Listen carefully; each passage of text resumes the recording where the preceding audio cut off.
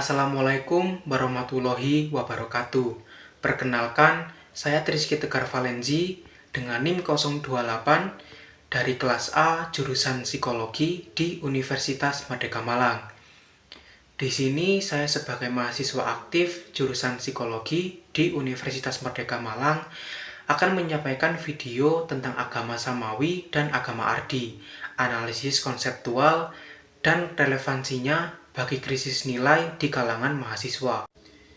Tema ini penting dikaji bagi mahasiswa di era modern ini, karena di tengah arus globalisasi kemajuan teknologi dan gaya hidup materialistik, banyak mahasiswa yang mengalami krisis moral dan krisis spiritual. Tugas ini disampaikan dan diuraikan guna untuk menyelesaikan tugas ujian tengah semester pada mata kuliah Pendidikan Agama Islam yang diampu oleh Bapak Mursyidul Azmi, MPD. Dengan itu, yuk kita simak videonya dengan baik. Wassalamualaikum warahmatullahi wabarakatuh.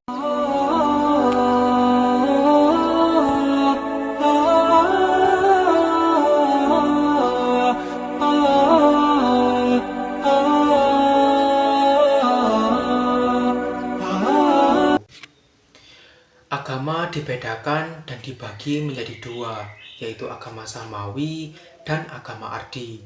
Agama Samawi adalah agama yang bersumber dari wahyu Allah dan disampaikan melalui para nabi dan para rasul.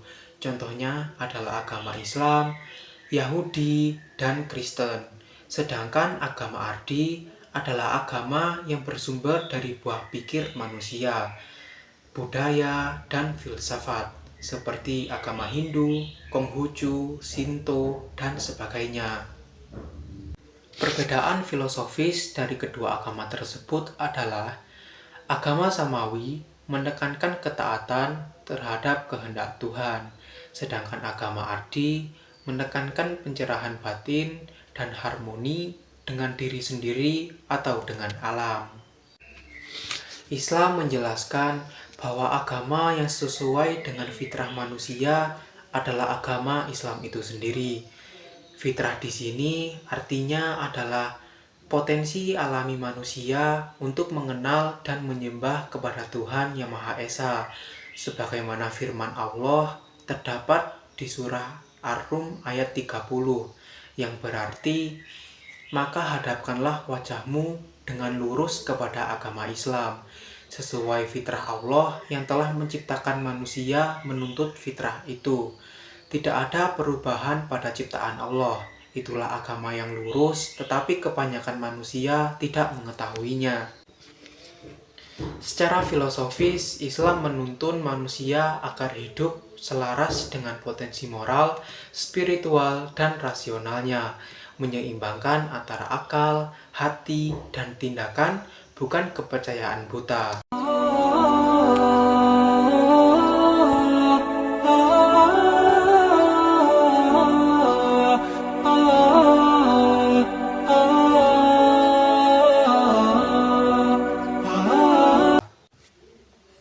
Agama berfungsi sebagai pedoman moral, etika, dan spiritual dalam kehidupan sosial. Dalam kehidupan sehari-hari, agama menjadi kompas moral yang mengarahkan manusia dari keburukan ke kebaikan, menumbuhkan rasa tanggung jawab sosial, kepedulian terhadap sesama, dan keadilan, serta menjadi penenang batin untuk menghadapi krisis hidup.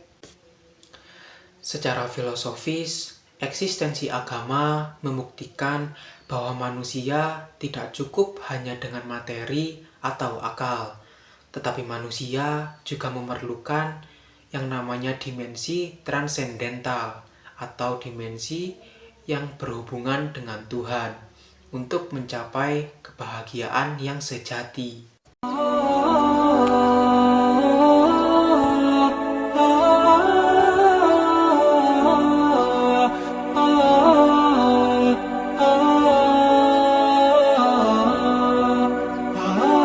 Kaitan dengan realitas sosial mahasiswa.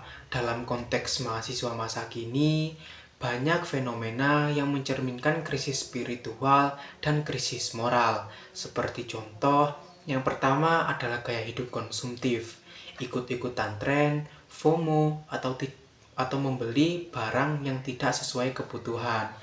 Yang kedua adalah ketidakpedulian lingkungan, minimnya kesadaran akan menjaga alam dan menjaga kebersihan. Yang ketiga adalah krisis spiritual, merasa kosong secara batin walaupun hidup di era modern ini. Yang keempat adalah degradasi moral, meningkatnya perilaku individualis, egois, permisif terhadap dosa. Fenomena-fenomena tersebut menunjukkan bahwa sebagian mahasiswa menjauh dari nilai agama sebagai pedoman hidup. Nilai-nilai Islam memberikan solusi terhadap masalah-masalah di atas. Yang pertama adalah gaya konsumtif. Islam mengajarkan kesederhanaan atau zuhud dan larangan untuk berlebih-lebihan, seperti yang tertera di surah Al-A'raf ayat 7, yang berarti, "Dan janganlah kamu berlebih-lebihan, sesungguhnya Allah tidak menyukai orang-orang yang berlebih-lebihan." Yang kedua adalah ketidakpedulian terhadap lingkungan. Islam memberikan amanah kepada manusia untuk menjadi khalifah di bumi, seperti yang tertera di surah Al-A'raf ayat 56, yang berarti, "Dan janganlah kamu membuat kerusakan di bumi setelah Allah memperbaikinya," yang artinya manusia harus menjaga kebersihan dan mengelola sampah dengan baik. Yang ketiga adalah krisis spiritual. Islam memberikan solusi untuk masalah ini adalah zikrullah dan ibadah secara teratur, yang tertera di surah Ar-Rod ayat 28, yang berarti, "Ingatlah, hanya dengan mengingat Allah, hati menjadi tentram."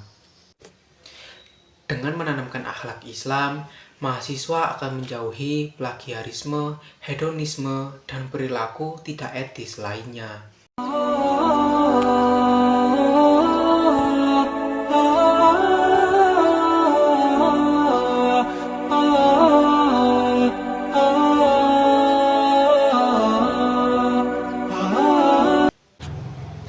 Sebagai mahasiswa muslim, pemahaman tentang agama sebagai fitrah dan pedoman hidup membuat saya lebih sadar bahwa belajar tidak hanya mengejar nilai akademik, tetapi juga membentuk jati diri yang berakhlak dan berjiwa spiritual.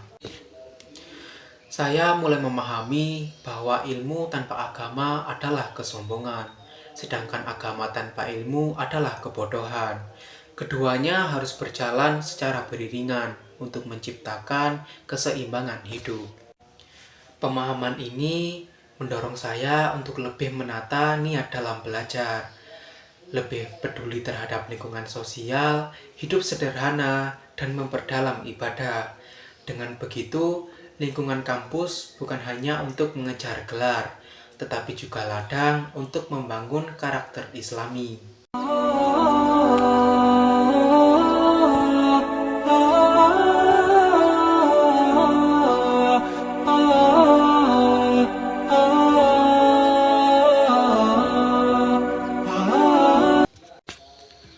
Secara konseptual dan filosofis, agama khususnya Islam merupakan pedoman hidup yang sesuai dengan fitrah manusia dan berperan penting dalam membentuk moral, spiritual, dan sosial.